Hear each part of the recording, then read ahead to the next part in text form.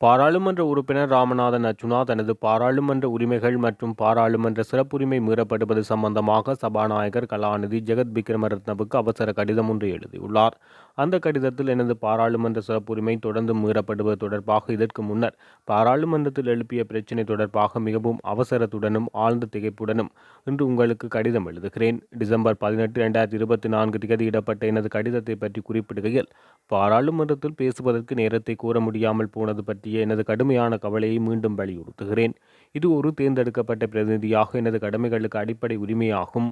உங்கள் அலுவலகத்தால் தெரிவிக்கப்பட்டபடி ஒரு குழு அமைக்கப்பட்ட போதிலும் இந்த பிரச்சினை தீர்க்கப்படாமல் உள்ளது. எனது ஆரம்ப முறையீடு முடிந்து 1 மாதம் கடந்துள்ள போதிலும் இந்த விவகாரத்தில் குறிப்பிடத்தக்க முன்னேற்றம் எதுவும் ஏற்படவில்லை என்பதை பார்க்கும்போது மிகவும் வருத்தம் அளிக்கிறது. ஜனநாயகத்தில் பிரதிநிதித்துவத்தின் முக்கிய பங்கை நாம் அங்கீகரிப்பது மிகவும் முக்கியமானது. மேலும் இலங்கையில் சிறுபான்மை சமூகம், தமிழ் பேசும் மக்களின் பிரதிநிதி என்ற வகையில் பாராளுமன்ற பங்கேற்பு என்பது அடிப்படை ஜனநாயக உரிமையை எளிதாக்குவதில் தான் இந்த தோல்வியை மிக முக்கியமானதாக கருதுகிறேன். தொடர்ச்சியான பரிகாரம் இல்லாதது நீதியின் கடுமையான கருச்சிதைவை அம்பலப்படுத்துகிறது. இது எனது சமூகம் ஓரங்கட்டப்படுவதை அம்பலப்படுத்துகிறது. இந்த பிரச்சினையின் வரலாற்று சூழலை நாம் சிந்திக்கும் போது 1970களில் சிங்களம் பேசும் அரசாங்கம் அதன் கட்டமைப்பால் தமிழ் சமூகத்தின் நலன்களுக்கு சேவையாற்றாது என்று செல்வநாயகம் கூறிய முன்னறிவிப்பு வார்த்தைகள் எனக்கு நினைவுக்கு வருகின்றன. பிரிவினை மட்டுமே நீதி மற்றும் சமத்துவத்துக்கான ஒரே சாத்தியமான ஆதாரமாக இருக்கும் என்ற கருத்தை வலுப்படுத்துகிறது. இது கடந்த கால அநீதிகளின் வலிமிகுந்த நினைவூட்டலாக இருந்தாலும் உடனடி திருத்த நடவடிக்கைக்கென தெளிவான அழைப்பாகவும் இது செயல்படுகிறது. எனவே நான் உங்களிடம் மன்றாடுகிறேன். கௌரவ சபாநாயகர் அவர்களே, இந்த நிலைமையை சரி செய்ய உடனடி மாற்றம், தீர்க்கமான நடவடிக்கைகளை எடுக்க வேண்டும். எனக்குரிய உரிமைகள் மற்றும் பாராளுமன்றத்தில் பேசுவதற்கான வாய்ப்பு எப்போது வழங்கப்படும் என்பதற்கான தெளிவான காலக்கெடுவை எழுத்துப்பூர்வமாக எனக்கு தெரிவிக்குமாறு கேட்டுக்கொள்கின்றேன். இந்த உரிமையை தொடர்ந்து மறுப்பது இந்த மதிப்புக்குரிய சபையின் தேர்ந்தெடுக்கப்பட்ட உறுப்பினர் என்ற வகையில் எனது கண்ணியத்தை நேரடியாக அவமதிப்பதாகும். எனக்கு உரிமையுள்ள பாராளுமன்ற சிறப்புரிமைகளை மீறுவதாகவும் உள்ளது. இந்த விவகாரத்தில் தொடர்ந்து கவனம் செலுத்த தவறியதால் ஒரு போராட்ட வடிவமாக பாராளுமன்ற கூட்டங்களில் இருந்து வெளிநடப்பு செய்யும் உறுதியான முடிவை நான் எடுத்துள்ளேன் என்பதை தெரிவித்துக் கொள்கின்றேன். இந்த நடவடிக்கை துரதிர்ஷ்டவசமானதாக இருந்தாலும் எனது சமூகம் ஒரு அலட்சியத்தை எதிர்கொள்கின்றது என்ற அமைப்பு ரீதியான தோல்வியை அடிக்கோடிட்டு காட்டுகிறது. இது இறுதியில் சிறுபான்மை சமூகங்களின் சிங்கள மேலாதிக்க அரசாங்கத்தின் மீதும் எதிர்க்கட்சிகள் மீதும் வைத்திருக்கும் நம்பிக்கையை சிதைக்கும். இந்த நாட்டின் சிங்கள ஆட்சியாளர்களிடம் தனிப்பட்ட ஆதாயம் தேடும் சந்தர்ப்பவாத தமிழ் அரசியல்வாதியாக நான் எந்த சூழலிலும் நடிக்க மாட்டேன். எனது மக்களின் வாக்குரிமையை பறிக்க முயலும் தற்போதைய நிலைக்கு எதிராக அசைக்காமல் நிற்க என் மனசாட்சி என்னை கட்டாயப்படுத்துகிறது. இந்த கொள்கைகளில் ஒருபோதும் சமரசம் செய்து கொள்ள மாட்டேன். இந்த விவகாரத்தில் உங்கள் உடனடி மற்றும் உடனடி கவனத்தை நான் எதிர்பார்க்கின்றேன். இந்த பாராளுமன்ற அமைப்பின் ஒருமைப்பாட்டை மீட்டெடுக்க முடியும் மற்றும் அனைத்து குடிமக்களின் மொழி அல்லது குடிமக்கள் இன பின்னணியை பொருட்படுத்தாமல் அவர்களின் உரிமைகள் மதிக்கப்படுவதை உறுதி செய்ய முடியும் என்ற நம்பிக்கையுடன் உள்ளதாக தெரிவிக்கப்பட்டுள்ளது. குறித்த கடிதத்தின் பிரதி ஜனாதிபதி அனுரகுமார திசாநாயக்க, பிரதமர் ஹருணி அமரசூரிய, சபை முதல்வர் பிமல் ரத்நாயக்க, அமெரிக்க தூதுவர், இந்திய தூதுவர், பிரித்தானிய தூதுவர், சீன தூதுவர் ஆகியோருக்கும் அனுப்பி வைக்கப்பட்டுள்ளது. யாழ்ப்பாண குடாநாடு கடலாலும் கடல் நீர் ஏரிகளாலும் சூழப்பட்ட ஒரு தீபகற்பம். பூமி வெப்பமடைவதன் விளைவாக ஏற்பட்டு வரும் கடல்மட்ட உயர்வு குடாநாட்டை பெருமளவு பாதிக்கும் என எதிர்வு கூறப்பட்டுள்ளது. இந்த நிலையில் கட்டுப்பாடற்ற சட்டவிரோத சுண்ணாம்பு அகழ்வு காலநிலை மாற்றத்தால் ஏற்படவுள்ள பாதகங்களை மேலும் விரைவுபடுத்தும், அதிகப்படுத்தும். இவற்றை கருத்தில் கொண்டு விவசாய நடவடிக்கையை பாதிக்காத வகையில் சுண்ணாம்புக்கல் அகழ்வை நெறிப்படுத்துவதோடு இதில் நிலவக்கூடிய சட்டவிரோத செயற்பாடுகள் அனைத்தும் உடனடியாக முடிவுக்கு கொண்டு வரப்பட வேண்டுமென தமிழ் தேசிய பசுமை இயக்கத்தின் தலைவர் போ. ஐங்கரநேசன் கோரிக்கை விடுத்துள்ளார். வடமாகாண ஆளுநரிடம் சட்டவிரோத சுண்ணக்கல் அகழ்வை முடிவுறுத்த கோரி போ. ஐங்கரநேசன் இன்று வியாழக்கிழமை மனு ஒன்றை சமர்ப்பித்த பின்னர் நிகழ்த்திய ஊடகவியலாளர் சந்திப்பில் இவ்வாறு தெரிவித்துள்ளார். அண்மை காலமாக சுண்ணாம்புக்கல் அகழ்வது தொடர்பாகவும் யாழ் மாவட்டத்திலிருந்து வெளி மாவட்டத்திற்கு அதனை எடுத்துச் செல்வது தொடர்பாகவும் பல்வேறு சர்ச்சைகள் உருவாகியுள்ளன. இது தொடர்பாக நாங்கள் இன்று சட்டவிரோத சுண்ணக்கல் அகழ்வை கட்டுப்படுத்த கூறியும் சட்டவிரோதமாக யாழ் மாவட்டத்திலிருந்து ஏனைய மாவட்டங்களுக்கு சுண்ணாம்புக்கல் எடுத்துச் செல்வதை உடனடியாக நிறுத்த கோரியும் கௌரவ ஆளுநர் அவர்களிடம் நாங்கள் ஒரு கோரிக்கை மனு ஒன்றை கையளித்துள்ளோம். இலங்கையில் சுண்ணாம்பு படிவுகள் புத்தளத்தில் ஆரம்பித்து காங்கேசந்துறை, யாழ்ப்பாணம், முல்லைத்தீவு என்று சொல்லி வட மேற்கு மாகாணத்திலும் வடக்கு மாகாணத்திலும் மாத்திரம்தான் காணப்படுகின்றது. வேறு எந்த மாவட்டங்களிலும் இங்கிருப்பது போன்ற சுண்ணாம்புக்கள் இல்லை. இந்த சுண்ணாம்புக்கள் கட்டுமான தேவைகளுக்காகவும் சீமெந்தை உருவாக்குவதற்கான ஒரு கைத்தொழிலுக்குரிய மூலப்பொருளாகவும் பயன்படுத்தப்படுகின்றது. அதே சமயம் சூழலியல் ரீதியாக கடல் நீர் நிலத்தடி நீருடன் கலப்பதை தடுக்கின்ற ஒரு அரணாகவும், நிலத்துக்கு கீழே நிலத்தடி நீருடனுடைய அந்த ஓட்டத்தை கட்டுப்படுத்துகின்ற அல்லது ஓட்டத்தை தீர்மானிக்கின்ற விதமாகவும் இந்த சுண்ணாம்பு கற்கள் பயன்பட்டு வருகின்றன. ஆனால் விவசாயத்திற்கு இலகுவாக்குவதற்காக, விவசாயத்துக்காக அல்லது பயிர்ச்செய்கைக்காக சுண்ணாம்பு கல்லை கிளறுவதற்கு கொடுத்த அனுமதியை தவறாக பயன்படுத்தி இப்பொழுது சீமெந்து உற்பத்திக்கு தேவையாக அதிக அளவுக்கு சுண்ணாம்பு கல்லை அதல பாதாளத்துக்கு தோண்டுகின்ற நடவடிக்கையாக அது மாற்றம் பெற்றுள்ளது. உண்மையில் மிக மோசமாக தென்மராட்சியில் சரசால பகுதியில் இந்த பாதிப்பு எங்களினால் உணரப்படக்கூடியதாக இருக்கின்றது. அரசு காணிகளிலும் தனியார் காணிகளிலும் அனுமதி இல்லாமலே, அந்த காணி உரிமையாளருக்கு தெரியாமலே சுண்ணாம்பு கற்கள் அகலப்பட்டிருக்கின்றன. மிக மோசமான ஆழத்துக்கு அது அகலப்பட்டிருக்கின்றன. அத்தோடு ஏற்கனவே வடக்கில் காங்கேசந்துறையில் இருக்கக்கூடிய சீமெந்து தொழிற்சாலையை இயக்குவதில் இருக்கக்கூடிய பிரதான இடர்பாடு சுண்ணாம்புக்கல் பற்றாக்குறைதான். காங்கேசன்துறை சீமெந்து தொழிற்சாலை இயங்கிய காலப்பகுதியில் அதில் பாதாளத்திற்கு சுண்ணாம்பு கற்கள் தோண்டப்பட்டுள்ளன. இன்னும் அது நிரவப்படவில்லை. ஆகவே இன்னும் ஒரு தடவை நாங்கள் சுண்ணாம்பு கற்களை இங்கே அகழ்ந்து சீமெந்து தொழிற்சாலையை இயக்குவோமாக இருந்தால் அருகில் உள்ள கடல் மிக மோசமான சூழலியல் பாதிப்புகளை யாழ்ப்பாணத்துக்கு ஏற்படுத்தும் என்பதை கருத்தில் கொண்டு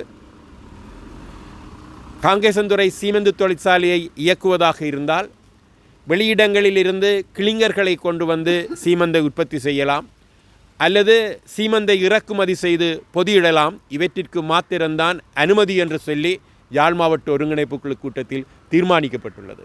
அது மாத்திரமல்ல, முன்னாள் ஆளுநர் சார்ல்ஸ் அவர்கள் இங்கே பதவி வகித்த காலப்பகுதியில் நடந்த ஒருங்கிணைப்பு குழு கூட்டத்தில் யாழ் மாவட்டத்தில் இருந்து சுண்ணாம்பு கற்கள் வெளியில் எடுத்துச் செல்வது தடை செய்யப்படுவதாக கூட தீர்மானம் இயற்றப்பட்டது. இந்நிலையில் சுண்ணாம்பு கல்லை மிக மோசமாக அகழுவது பொதுமக்களிடையே கடுமையான விமர்சனத்தை தோற்றுவித்துள்ளது. இரண்டாவது விடயம், யாழ் மாவட்டத்தில் இருந்து சுண்ணாம்பு கற்களை வெளியே எடுத்துச் செல்லுகின்ற விடயம். பலரும் அந்த சுண்ணாம்பு கற்கள் பெரிய கற்கள் சிறிய கற்களாக உடைக்கப்பட்டதற்கு பிறகு அதனை பிறிதொரு தயாரிப்பாக வியாக்கியானம் செய்து அதற்கு அனுமதி தேவையில்லை என்று சொல்லப்படுகின்றது. உண்மையில் இந்த கனியவள அளவை சுரங்கங்கள் பணியகம் மிக தெளிவாக 2 தடவைகள் யாழ் மாவட்ட செயலகத்துக்கு கடிதங்களை அனுப்பி வைத்துள்ளது. அதாவது உருமாற்றம் என்கிறது ஒரு புதிய தயாரிப்பாக இருந்தால் அதற்கு அனுமதி தேவையில்லையே தவிர, சுண்ணாம்புக்கல் என்கின்றது பாரிய கற்களை சிறிய கற்களாக உடைத்து அது பெர்மனில் தான் மாற்றப்பட்டிருக்கின்றதே தவிர அது ஒரு கிளிங்கரோ அல்லது அது ஒரு புதிய தயாரிப்பான சீமந்தோ அல்லாதபடியால் கண்டிப்பாக அனுமதி பெறப்பட வேண்டும் என்று சொல்லப்படுகின்றது.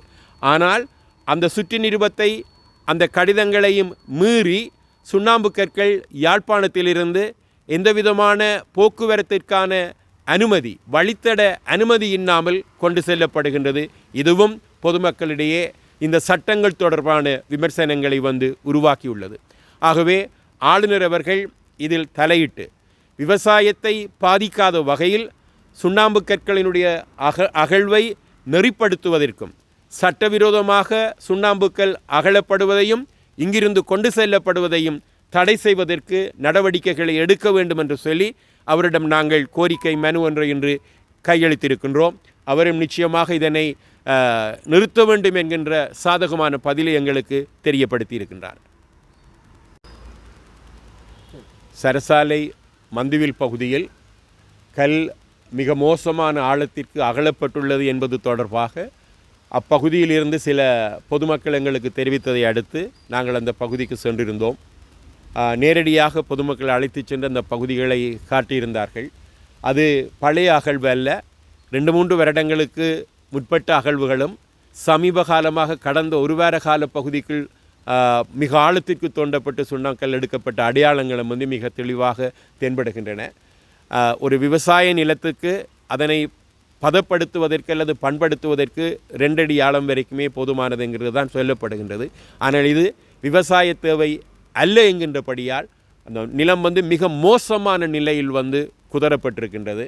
உண்மையில் அந்த பகுதி காலங்காலமாக அங்குள்ள மக்களினுடைய வாழ்வாதாரமாக இந்த கைகளினால் சுண்ணக்கற்களை உடைக்கின்ற தொழில் இருந்து வந்துள்ளது. அது சுற்றுச்சூழலுக்கு எந்த விதமான பாதிப்பையும் ஏற்படுத்தாது. அவர்கள் உண்மையில் விவசாய தேவைகளின் பொருட்டு விவசாயிகளுக்கு அதனை உடைத்து கொடுத்து வந்திருக்கின்றார்கள். 2 அடிக்கு மேல் அவர்களினாலுமே அதனை அகல முடியாது, அந்தளவுக்கு மனித வலு போதாது. இப்பொழுது பாரிய கனரக வாகனங்களை கொண்டு இது உடைக்கப்படுகின்றதினால் அவர்களினுடைய சூழலுக்கு கேடு விளைவிக்காத வகையில் நடைபெற்று வந்த அவர்களினுடைய அந்த மனித வலுவை பயன்படுத்துகின்ற சுண்ணாம்புக்கள் கிளறுதல் கூட இன்றைக்கு முற்றுமுழுதாக அவர்கள் பாதிக்கப்பட்டிருக்கின்றது. ஆகவே வசதி படைத்தவர்களின் பணம் படைத்தவர்களின் சொல்லி ஒரு குறிக்கப்பட்ட மிக குறைந்த எண்ணிக்கையானவர்களினுடைய தொழில் வாய்ப்புக்காக நாங்கள் ஒட்டுமொத்த சமூகத்தையும் எங்களுடைய சூழலையும் நாங்கள் மோசமாக பாதிக்கப்படுவதற்கு அனுமதிக்க முடியாது. உண்மையில் ஏற்கனவே காலநிலை மாற்றம் மிக மோசமான பாதிப்புகளை ஏற்படுத்தி வருகின்றது. யாழ்ப்பாண குடாநாடு சுற்றிவர கடலால் சூழப்பட்டுள்ளது. குறுக்கே கடல் நீரேரிகள் காணப்படுகின்றன. ஆண்டுக்காண்டு வெப்பநிலை கூடி உண்மையில் இந்த வருடம் போன வருடத்தை விட மிக கூடுதலான வெப்பநிலை எதிர்பார்க்கப்படுகின்றது. கடல் மட்டம் உயர்வதால் யாழ் குடாநாட்டினுடைய ஆனையிறவு பகுதியில் குடாநாடு துண்டிக்கப்படும் என்று சொல்லி ஏற்கனவே விஞ்ஞானிகள் எச்சரித்திருக்கக்கூடிய நிலையில் நாங்கள் கட்டுப்பாடற்ற முறையில் சுண்ணாம்பு கற்களை அகழ்வோமாக இருந்தால் அனுமதியற்ற விதத்தில் அதாவது சட்டத்தில் இருக்கக்கூடிய ஓட்டைகளை பயன்படுத்தி வேறு இடங்களுக்கு எடுத்துச் செல்வோமாக இருந்தால் காலநிலை மாற்றம் மேலும் மிகவும் மோசமான பாதிப்புகளை எங்களுடைய மண்ணுக்கு ஏற்படுத்தும். கிளீன் ஸ்ரீலங்கா தூய இலங்கை என்கின்ற ஒரு திட்டத்தை ஜனாதிபதி அவர்கள் தன்னுடைய விருப்பின் பேரில் ஆரம்பித்திருக்கின்றார். இதன் தொடக்கமாக பராக்கிரம சமுத்திரத்தில் இருந்து அங்கு முளைத்திருக்கக்கூடிய நீர்க்கலைகளை அகற்றுகின்றதில் அமைச்சர்கள் கூட ஈடுபட்டிருந்திருக்கின்றார்கள். ஆனால் உண்மையில் இந்த கிளீன் ஸ்ரீலங்கா என்கின்றது கண்ணுக்கு தெரியாமல் புரியோடி போயிருக்கக்கூடிய இந்த சட்டத்திற்கு புறம்பான வகையில் நிகழ்கின்ற கனியவள அகழ்வுகளை எல்லாம் நாட்டினுடைய எதிர்கால நன்மை கருதி இவர்கள் உடனடியாக கட்டுப்படுத்துவதற்கு முன்வரல் வேண்டும். இல்லாவிடில் இந்த கிளீன் ஸ்ரீலங்கா என்று சொல்லப்படுவதற்கு எந்த விதமான அர்த்தமுமே இருக்காது. பல வருடங்களாக விசாரணை என்னும் பெயரில் சிறைகளில் தடுத்து வைக்கப்பட்டுள்ள தமிழ் அரசியல் கைதிகளை விடுதலை செய்ய கோரி போராளி நலன்புரி சங்கத்தினரால் முன்னெடுக்கப்பட்டு வரும் கையெழுத்து போராட்டம் 3ஆம் நாளாக இன்றைய தினம் கொடிகாம பேருந்து தரிப்பிடத்துக்கு முன்பாக இடம்பெற்றது. இந்த கையெழுத்து போராட்டத்துக்கு கொடிகாம பகுதி மக்கள் மிகுந்த ஆர்வத்துடன் ஆதரவளித்து கையெழுத்துக்கள் வைத்துள்ளமை குறிப்பிடத்தக்கது. நான் மயூரன், முன்னாள் சாவச்சேரி பிரதேசனுடைய உதவி தவிசாளர்.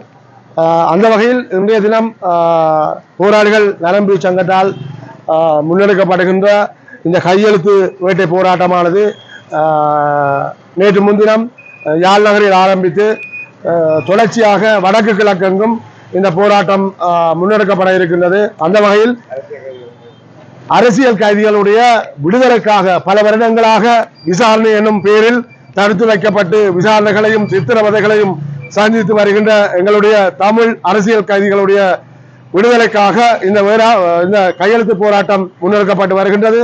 அந்த வகையில் வடக்கு கிழக்கில் வசிக்கக்கூடிய அனைத்து தமிழ் மக்களும் இந்த எங்களுடைய அரசியல் கைதிகளை, அதாவது தமிழ் அரசியல் கைதிகளை பொது மன்னிப்பில் விடுதலை செய்வதற்காக அரசாங்கத்தையும் அதே போல சர்வதேசத்தையும் கோரிக்கை விடுக்கும் முகமாக இந்த கையெழுத்து போராட்டம் முன்னெடுக்கப்பட்டுக் கொண்டிருக்கிறது. அந்த வகையில் இன்றைய தினம் கொடிகாமம் பிரதேசத்தில் பஸ் நிலையத்தில் அருகாமையில் இருக்கக்கூடிய இந்த அமைவிடத்தில் இன்றைய தினம் இந்த கையெழுத்து போராட்டம் நடைபெற்றுக் கொண்டிருக்கின்றது. இப்பகுதியில் வசிக்கக்கூடிய இந்த பிரதேசத்தில் வசிக்கக்கூடிய அனைவரும் வருகை வந்து இந்த கையெழுத்து போராட்டத்தில் பங்கு பற்றி உங்களது கையெழுத்துக்களையும் வைப்பதன் ஊடாக இந்த அரசியல் கைதிகளின் விடுதலை தொடர்பாக ஜனாதிபதி அதேபோல சர்வதேசத்துக்கு எங்களுடைய இந்த கோரிக்கையை முன்வைக்கும் முகமாக இந்த கையெழுத்து போராட்டம் இடம்பெறுகின்றது. அனைவரும் வருகை தந்து இந்த கையெழுத்தை வைத்து இந்த போராட்டத்துக்கு ஆதரவு நல்கும் வண்ணம் உங்களை அன்போடு வேண்டிக் கொள்கிறேன். நன்றி, வணக்கம். அனைவருக்கும் காலை வணக்கம். நாங்கள் இப்போ கொடிகாமத்தில் நிற்கிறோம். யாழ் மாவட்டம் போராளிகள் நலம்புரி சங்கம் சார்பாக எனது பேர் ஈஸ்வரர். கடந்த 3 நாட்களாக யாழ் மாவட்டத்தில் இந்த கையெழுத்து நிகழ்வு இடம்பெற்று வருகின்றது. முதலாவது நிகழ்வு யாழ் 1000 இல்லத்துக்கு முன்பாக ஆரம்பிக்கப்பட்ட நிகழ்வு யாழ்குழா நாட்டில் பல்வேறுபட்ட பகுதிகளுக்கு சென்று கொண்டிருக்கிறோம். உண்மையிலே நீண்ட காலமாக சிறைகளில் தடுத்து வைக்கப்பட்டுள்ள கிட்டத்தட்ட 10 கைதிகள் இன்னும் பல ஆண்டுகளாக இருக்கின்றார்கள். அவர்களுடைய விடுதலையை விரைவுபடுத்தும் நோக்கமாக இந்த கையெழுத்து நிகழ்வு இடம்பெற்று வருகின்றது. உண்மையிலேயே மாறியுள்ள அரசாங்கம் இந்த கிளீன் ஸ்ரீலங்கா என்ற திட்டத்தின் மூலம் பல விடயங்களை கிளீன் பண்ணி கொண்டு வருகிறார்கள். அண்மையில் பார்த்தீங்கன்னா சரி, பேருந்துகள், ஆட்டோக்கள், இன்னும் பல அரசு திணைக்களங்கள் பல விடயங்கள் இந்த கிளீன் ஸ்ரீலங்கா என்ற திட்டத்தினூடாக செயற்படுத்தி வருகிறார்கள். உண்மையிலே சிறைச்சாலையும் அவர்களுடைய கிளீன் ஸ்ரீலங்கா மூலம் துப்புரவு செய்யப்பட வேண்டிய விடயம் இருக்கின்ற அந்த துப்புரவு பணிகள் மூலம் இந்த 10 கைதிகளையும் விடுதலை செய்ய வேண்டும் என்பது எங்களுடைய பணிவான வேண்டுகோள். என்று சொன்னால், நாங்கள் இந்த வடக்கில் முன்னெடுத்து செல்கின்ற இந்த கையெழுத்து நிகழ்வானது எதிர்வரும் காலங்களில் கிழக்கை நோக்கி புறப்படுவதற்கான சூழ்நிலைகள் உருவாக்கப்பட்டிருக்கு. இந்த ஒப்பங்கள் அனைத்தும் முடிவு பெற்ற பின்னர் இதை சரியான முறையில் ஜனாதிபதியிடம் கொண்டே கையளிக்க வேண்டிய பொறுப்பை நான் நினைக்கிறேன் இங்குள்ள தமிழ் பாராளுமன்ற உறுப்பினர்கள் ஊடாக அதை நாங்கள் கொண்டு செல்வதற்காக யோசித்து இருக்கிறோம். அவர்கள் இதற்கான ஒத்துழைப்பை வழங்க வேண்டும். உண்மையில எங்களை பொறுத்த வரைக்கும் இந்த விடுதலைக்காக அனைத்து தமிழ் பாராளுமன்ற உறுப்பினர்களும் ஒன்று சேர்ந்து இதுக்கான ஒரு முடிவை எங்களுக்கு பெற்றுத்தர வேணும். என்று சொன்னால், சிறை வாழ்வு என்பது ஒரு கடினமான வாழ்க்கை. இதிலும் பல ஆண்டுகள் சிறை வாழ்வு என்றது கடினமான விஷயம். இதை முடிவுக்கு கொண்டு வரணும் என்ற நோக்கத்துக்காகத்தான் நாங்கள் இந்த கையெழுத்து நிகழ்வை நாங்களாக ஆரம்பித்து பல நீண்ட காலங்களாக சிறையில் இருப்பவர்களை விடுதலைக்காக ஒரு முயற்சியை எடுத்துள்ளோம். அந்த முயற்சிக்கு எங்களுடைய யாழ்குடா நாட்டில் வாழுகின்ற மக்களும் சரி, ஏனைய மாவட்டங்களில் வாழுகின்ற மக்கள் என்றாலும் சரி, அதுக்கு எங்களுக்கு பூர்ணமான ஒத்துழைப்பை வழங்க வேண்டும் என்று அன்போடு கேட்டுக்கொள்கின்றோம். நன்றி.